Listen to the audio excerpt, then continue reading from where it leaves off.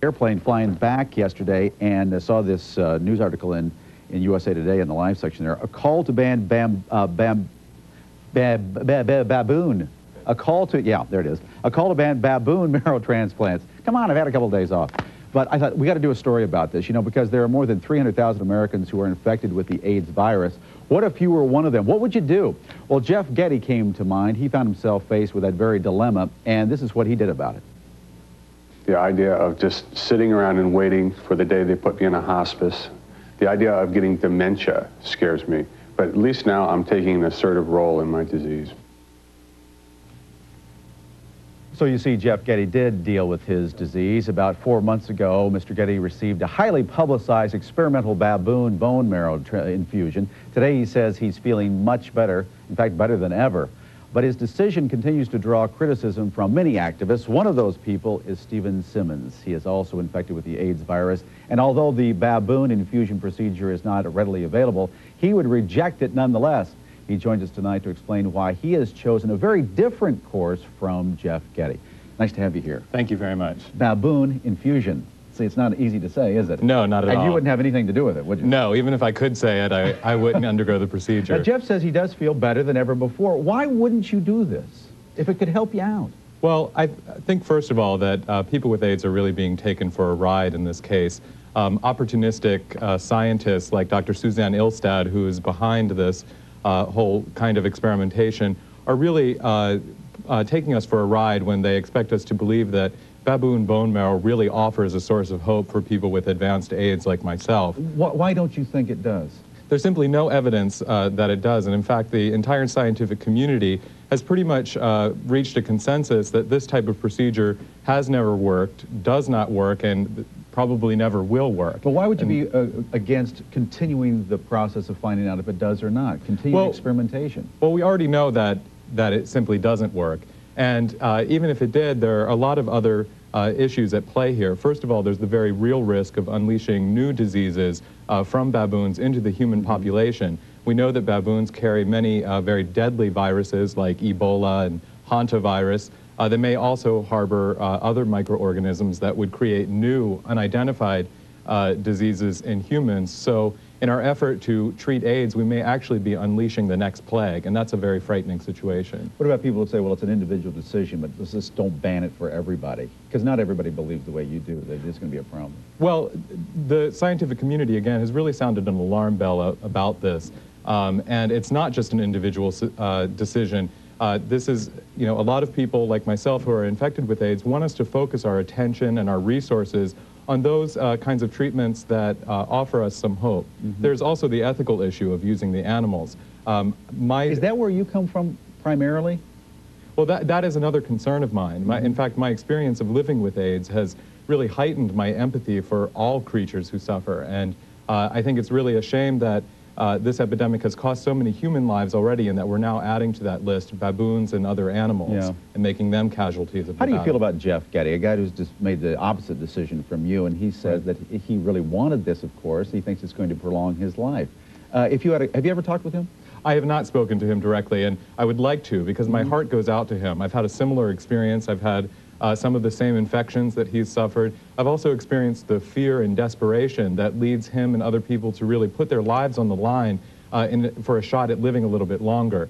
But I do think that he is being exploited and really victimized by the researchers who want to grab some quick publicity and maybe some grants. And try to find out where you're coming from exactly here. If there was a procedure that involved animals that could possibly help with this AIDS situation, would you be for that? Or is it just, are you totally against any animal testing at all? Well, even in an imaginary universe where baboon to human transplants were safe, where they were economically feasible, which it's not, and where they were effective, there would still remain this very difficult question about whether we have the right to kill non-human beings for the benefit of human beings. You don't believe that's the case? I don't think that's the case. If it were the case, I would still be against it, because I recognize that baboons value their lives as dearly as I value mine. Are we on an equal plane, humans and animals?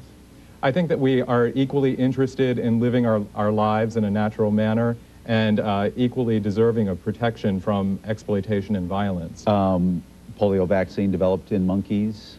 We wouldn't have that if we didn't have animal experimentation. Actually, Dr. Sabin, who developed the oral vaccine, admitted that it was misleading information from those animal tests, which gave them false information, which actually delayed the development of the vaccine. About insulin, the research was done on dogs. Well, yes, we have a history of using animals, and yes, we have made some progress. That doesn't mean that that's the only way to approach the treatment of human illness. And in fact, I believe that swifter progress would be made if we had actually a more ethical scientific method which embraced all life. Undoubtedly a vegetarian? Yes, I am. Okay, fine. And I actually think that's an important part of my AIDS treatment protocol is the nutritional therapy. You know, we do want to mention here before we go to the next segment that Jeff Getty, his doctor, told us that, yes, Jeff is feeling a lot better than ever before, but he doesn't even believe that it's quite from the bone marrow transplant from the baboon. His asthma has improved, his severe skin disorder has improved, in fact cleared up altogether. His immune cells are up just a little bit, and no infections since the transplant. But even his doctor says that that may not be because of the bone marrow from the baboon. We'll talk more about that when we come back. We'll also be joined by Dan Mathews from PETA. He says that the baboon marrow transplants are a publicity stunt and are damaging to animals and people. Dr. Ralph Dell couldn't disagree more. We'll hear their stories in about 2 minutes. Stay with us.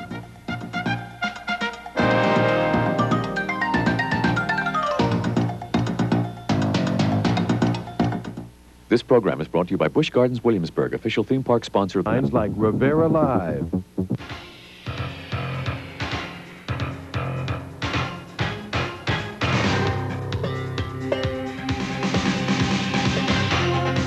Welcome back, everybody. We are back with Stephen Simmons, who we've just been talking to. Stephen, welcome back here, a man who is living with AIDS. Also joining us now is Dan Mathews, a campaign director for the People for the Ethical Treatment of Animals. He says animals and AIDS sufferers have been pawns in the quest for grants and headlines. Also joining him is Dr. Ralph Dell, an infectious disease expert from Columbia University here in New York City. Dr. Dell is a strong proponent of animal research and testing and believes continued experimentation in animal to human transplants is vital to modern medical advancement. Thank you both for being with us. Just a quick, I'm sure you both have been following very closely Mr. Getty, Jeff Getty's process out there in San Francisco. And Dan, just a quick comment from you, just to get the ball rolling here. Sure. Well, as an animal advocate who also happens to be gay, I've always cast a very critical eye at all the magic AIDS potions that the animal experimenters have promised over the years, only to see more of my friends die and more money spent in the wrong way. But this baboon bone marrow transplant really takes the cake. Even the FDA board, which approved it only under pressure from AIDS activists, had said that it would not work before the procedure. So I really believe that this issue, because it has not only animal advocates, but it has the National Institutes of Health, the Journal of American Medical Association, and even the Southwestern Foundation for Biomedical Research, the baboon suppliers, all dead set against it. So I think we really need to be very honest with ourselves and not be flushing money down the toilet that could help AIDS patients. Okay, doctor, a quick comment from you. Okay, the baboon does not get AIDS. It does not become infected with HIV. HIV, which is the virus that causes AIDS, destroys the white cells that fight off infection in the patient's bone marrow. It makes sense to try to replace those white cells with white cells that are resistant to the infection. Yeah, why do we, give me an update on Jeff Getty's situation. He says that he feels a lot better, but even his own doctor says it's not probably because no, of it's very unlikely. marrow. It's very unlikely to have been as a result of the bone marrow transplant. Well, we don't find any evidence in Mr. Getty that there's any baboon bone marrow cells living in him. So it is quite likely that what happened is the preparation for the bone marrow transplant is what knocked down the amount of virus that he has in his blood. And that's a radiation treatment? Yeah, radiation plus a drug that they gave him. So you say they need to continue on an experiment? Well, yeah, more work needs to be done in this area to try to see. It's a good idea. The question is, can we make it work? And given a certain amount of research, I think that we can probably make it work. But even the people who are doing this procedure admit that even if it was a success, even if the baboon bone marrow did take hold in his system, which it didn't, it would only potentially help his blood cells. It wouldn't help his organs, which are also affected by AIDS. So even if it worked, it might be a short-term boost. You know, and are people willing to spend the white cells that would be put into him from the baboon would be able to mop up the HIV then. That's not proven whatsoever. In fact, they say that the we know that when you inject HIV into a baboon, the baboon shrugs it off. It's like a cold as far as the baboon is concerned. So you put those white cells in there, and then we could perhaps eradicate HIV from It's never been proven.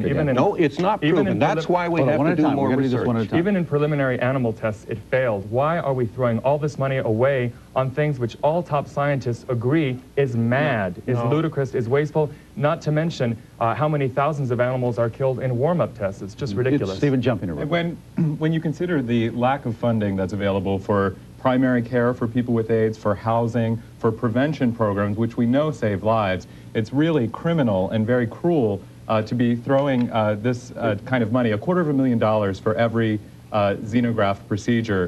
That's really medical care in the United States costs $1 trillion.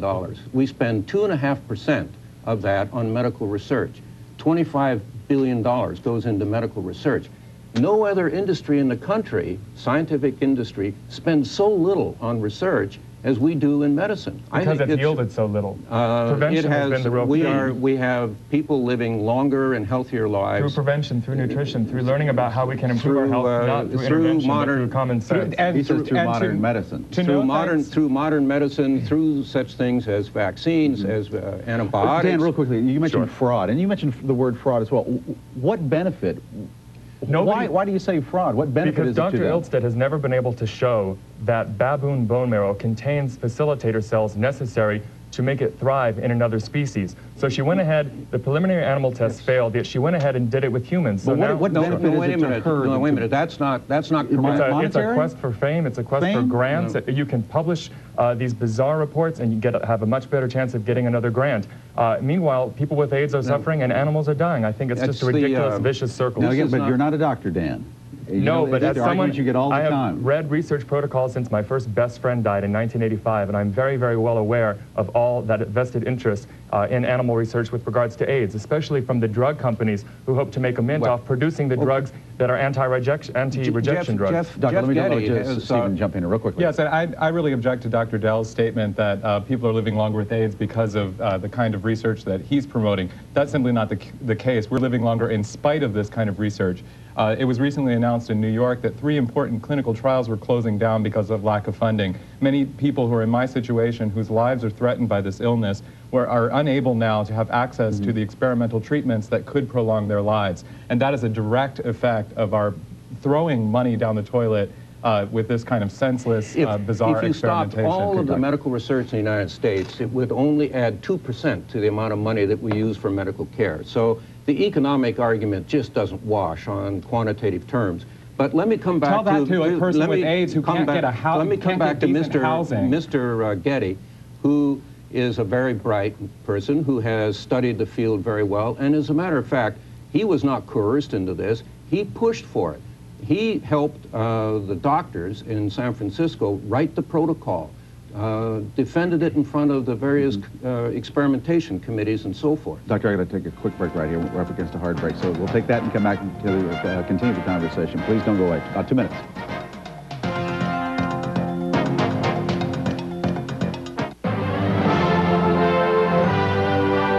Free at 1-800-526-4800. Call now and receive as a free bonus jewelry lightning. Call 1-800-526-4800.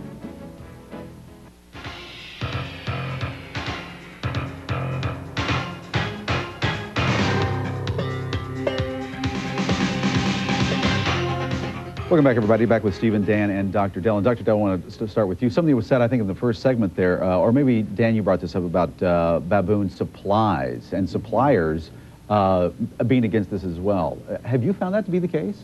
No, all that they're asking for is that there be more research. Jonathan Allen, who is a baboon supplier, wrote an editorial in the New York Times. He is not a baboon supplier. He is a virologist who works there. The supplier is Dr. Butler. But they're dead against it because they're worried about causing new plagues through this irresponsible experimentation. Let's talk about that a little bit too, Doctor. He brings up a good point. Is there a chance of other diseases, hopping from the baboon into the human and then being spread? There is just another disease being spread. There is a chance that could happen.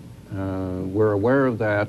We are monitoring the baboon. We monitor the patient before the transplant. We intend to monitor the patient periodically afterwards, looking for occurrences of new diseases, to make sure that to guard against that not happening. The way to guard against it is not to do this kind of procedure without knowing. Once you find out that a new AIDS has been created, it's a little bit late. Not get hit by a brick when you walk out of a building is to stay in bed all day. Yeah, but I mean, come on, we have a lot of diseases. We have a lot of diseases that we don't have a cure for, and we must move ahead with medical we should be research. trying to cure them, not creating new How are we going ones. to cure the AIDS disease? There's very promising research areas, especially research into long-term survivors, long-term non-progressors, people like Mr. Getty who've had the disease for quite a long time and have a lot of answers to give. There's also a lot of promising studies involved in the study of the HIV inhibitors, which exist in human saliva. There's ethnobotany. There's any number of amazing areas of research that aren't getting funding, which is why we've come out against this baboon bone marrow transplant, because we hate to see people who can't crash cymbals as loud as Mr. Getty and Dr. Ilstead not getting their funding. You know, it's important to recognize that we're dealing with a very desperate disease here, and that we should be doing research in a whole variety of areas. And we shouldn't rule out one area just because we happen to use some animals for that. No, it's because it's failed, and we need to recognize that it's failed and move on. It has But never... Dan, isn't what he says true there? The reason you're against it primarily is because it deals with animal research. Personally and ethically, yes. But as someone who's also involved in the AIDS community, it's a waste of money. If we had endless billions of dollars to fight this disease, it might be a different argument. But we don't. And why are we going to pour money into something which has failed in animals, it's failed in people, and when we've got all these other areas of primarily, research. is your #1 concern the fact that it's a mistreatment of animals? Oh, my heart goes out to the baboons who are only, they're not just plucked from the wild, they're born through cesarean section, they're kept in isolate so that they are disease-free. They have no life as nature intended, not to mention the thousands of animals carved up in the warm-up experiments. It's a bloodbath. Millions of people across America are saying, Dan, forget it. Well, Those are animals, we're humans. That's fine. We If have the the animals don't intelligence. touch their heart, then the people who are suffering from AIDS not getting proper treatment should touch their heart, because that's who's the real sufferer here. And I can tell you that many people living with AIDS, myself included, are very compassionate toward the baboons involved in this. And we've suffered so much. We've lost so many of our friends. Our very lives are threatened. We don't want this disease to take more lives, including the lives of baboons. We want a science that it has a reverence for life. We want researchers who care about alleviating suffering, not spreading the disease. Are humans and animals equal? We all have the desire to live our lives and be free and be happy. Yes, I think that in that regard they're equal. And I think that the bigger question is the fact that we have to let common sense rule here. Since this story broke yesterday, I've received phone calls from a number of people with AIDS who are always suspect of this, but didn't want to speak out because they didn't want to seem like the odd ducks out. Now that the story is broken, I think that a lot of people are thinking, you know, regardless of where they stood before Mr. Getty's transplant, we've seen now that it failed, and we wish Mr. Getty well. We just want to move on and go into more promising areas of research. Is it understood that we can draw bone marrow from a baboon just pretty much as we draw blood from somebody? I thought the baboons you had to kill, though. No, you don't. The baboon was killed. In Jeff Getty's case? Killed. In Jeff Getty's case, it was killed because we wanted to harvest a bunch of organs and analyze them for other viruses, the topic that we were talking about before. And in the future, baboon bone marrow can be obtained from the baboon without harming. Horrible conditions. And they are not. They are kept in isolated from I animals. No. They can't have any social life. They have. So to keep them disease-free. You know, that is just not true. But then I have been to the Southwest Foundation for Biomedical Research. They are in 30-acre corrals.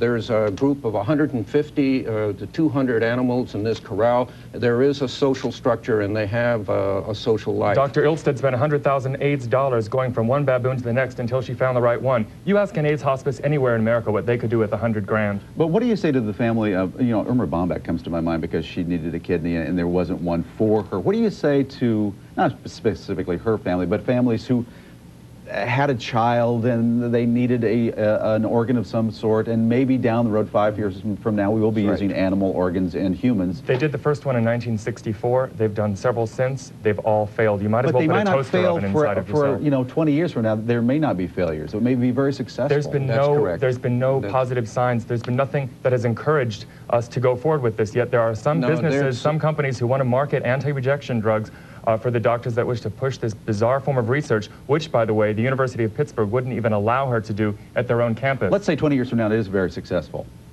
What would your opinion then be? The same? We Let's just say 20 years from now, animals. the world is overrun by UFOs. It's not going to happen. The science doesn't bear it out. You know, don't believe me. Don't believe this doctor. Read the research protocols for yourself. You know, those of us who are affected by the AIDS crisis have taken a lot of time to read through research protocols and read where the money is best spent. And we are sick of seeing this thing monopolized by people. You must be reading different protocols than Mr. Getty read, because he read all the protocols as well and in fact helped write some of them. But to come back to there is no evidence to suggest that using animal organs in humans is going to work, there have been long-term survival now of monkey organs put into baboons. Long-term, over a year, more than a year. The longest lived person with a baboon organ lived 2 months, and it only prolonged their suffering. They never had a life left after that. This is one in Pittsburgh who also had AIDS. Maybe 3 weeks. 3 weeks, that's right. We have to take a break here. Come right back, don't go away.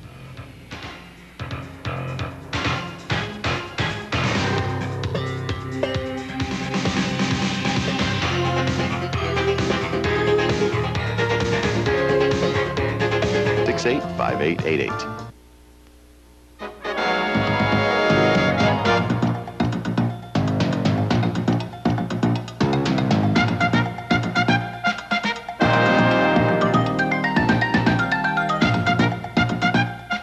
We are back discussing animal testing, research, and transplants with Dr. Ralph Dell and infectious disease expert Dan Mathews from the People for the Ethical Treatment of Animals, PETA. And my next guest, Susan Paris, is the president of Americans for Medical Progress, and she has authored numerous articles supporting Jeff Getty, the man who received a highly publicized experimental baboon bone marrow infusion.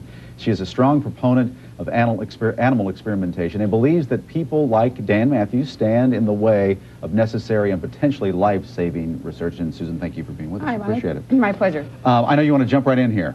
Yeah. So go for it. I have a couple of statements. First of all, I want to say, did you organize your organization as a result of PETA? Well, pretty much the research. We've had so many arguments over the years. Well, the extreme animal rights people are excellent public relations experts. The scientific community wasn't quite focusing on public relations, more interested in science, and we saw a problem developing where so many people had heard of the animal extremists and their reasons for not wanting to work with animals, and it's time that people hear why we do want to work with animals. The truth is much more comforting and is very easy to support when you hear it. Well, give us some truth in your minds. Well, my problem here is, people, here's Dan sitting here. Just because you're gay or you have AIDS doesn't make you an expert in the AIDS virus. That's like saying because I'm a woman, I understand everything about breast cancer. I don't. And I heard so many misstatements of facts in these opening 2 segments, it's hard to stay calm. Okay, well, in your green room. Well, baboons don't get hantavirus. And if they get Ebola, they die in 2 days like a human being. They're not transmitting it. So you're disputing the fact that baboons harbor viruses which could be devastating to humans? He said the hantavirus and the other virus which they don't transmit.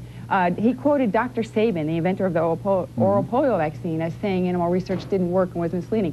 That's ridiculous. Dr. Sabin was on our board of directors up until his death. He's a very strong proponent of animal research. That is, I was watching the show in the green room. But the reason these animal activists, I believe, are attaching onto this Jeff Getty, I mean, they raise and spend hundreds of millions of donated dollars a year, yet 27 million cats and dogs are killed in our shelters. Why aren't they helping them? They're attaching onto this one baboon case because this is great science. It's not one baboon, it's thousands of animals involved in any one procedure. This is interesting science, and they want the free publicity. They're riding the coattails of Jeff Getty and the scientific community, and this does not qualify them to insult our scientists just because they have a position that we should not benefit from animal research. First off, I'd like to point out that Susan represents a lot of companies who have a vested financial interest in animal research, and that in this case, as I mentioned before, the National Institutes of Health, the Journal of American Medical Association, Suzanne Ilsted's own review board at the University of Pittsburgh have passed over and rejected this procedure. There is no good science in this. There's only bad science and a waste of money.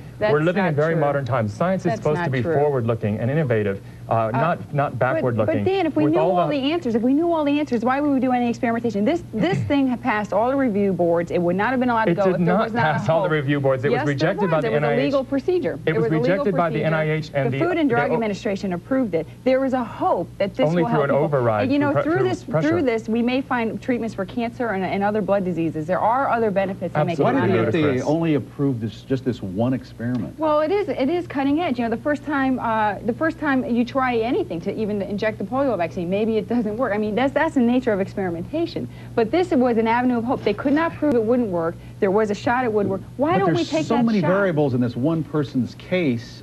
I mean, it's not really okay. But why shouldn't we take the shot? But what we have here is these people are against any use of animals. They don't care if we took a rat. Well, Dan admits that. He would be upset if we took a rat, set it up in a Taj Mahal, fed it caviar for a week, and cured AIDS. He has a problem with that. The animals are well treated. Animal research is one of the most expensive undertakings anyone can do. But why wouldn't Dan hop onto this issue then, if he is opposed to animal testing? Well, because he's raising the profile of his fundraising organization. Why isn't he out there saving the 27 million cats and dogs every year that are killed? It's really insulting for all the animal shelters out there for you to insult the work that they're doing. Why aren't you helping them? We are doing a lot. Your money doesn't go to any shelters. We have cases with shelters in Puerto Rico. We have cases with shelters in poor parts of the United States. Where does your money go, Dan? Oh, yeah, we go into 15 million a year. Most of our resources go into legal work fighting for animals. There's a lot of great fighting for terrorists. They pay There's a lot of gray area with regards to animal rights in the law, and we are fighting on the state level, local level, and legal level. Is involved in paying off legal fees. There are legal fees. We have animal rescue campaigns. When there is everything from when there is a flood, we have people there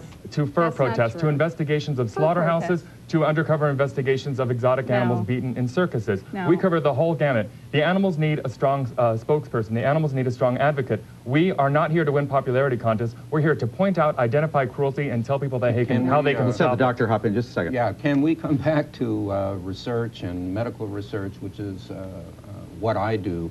I'd like to point out that 90% of the animals that are used in medical research are rodents. And that less than 1% are dogs, less than 1% are non-human primates. So most of the work is done in rodents. And the reason why only one experiment was approved by the FDA was so that that experiment would be fully developed, would be fully analyzed, and we would learn as much from that one experiment as possible before we moved on with the next one. You see, and that's because this is indeed, as Susan said, is cutting-edge research. The preliminary animal tests for this baboon transplant weren't even thoroughly analyzed enough to be published yet before she crashed cymbals and got the go-ahead only through pressuring the FDA for this procedure. It's been ludicrous from start to finish, but now that it's over, now that it's done, we didn't speak up about this so much before. Now that it's done, we can see that it didn't work. So why are you people who are trying to climb behind the banner of science embracing something which is absolutely ludicrous? It was a first-time experiment. We gained so much information that we will go forward. We will apply it in other areas. The National Institutes of Health and many PETA adversaries disagree with you. The only way you'll be vindicated is if Jeff Getty had died from it, and thank God he didn't. Absolutely ludicrous. Oh, the way you're acting is if you wanted this to fail, it did not fail. This isn't about Jeff Getty. It's not about you. It's about a waste of funds for health care. I'm very, very concerned that you are raising money. You are raising your profile on this somewhat controversial people support us. We've gotten a lot of calls from AIDS patients who think that it's great to take the attention away from this ridiculous procedure. You're stopping life-saving research through your terrorist tactics. Absolutely false. I don't want to get another point out. We're running out of time here. That's fine. I'm done. Are you done? Pretty much, yeah. Okay. Yeah, thank you all for coming in here. I'm sure this discussion is going to go on and on and on, and I appreciate it. I just encourage people, read beyond the headlines and make up your own mind. I think common sense will prevail. And I would imagine they'd say the same thing. I'd say call Americans to medical progress.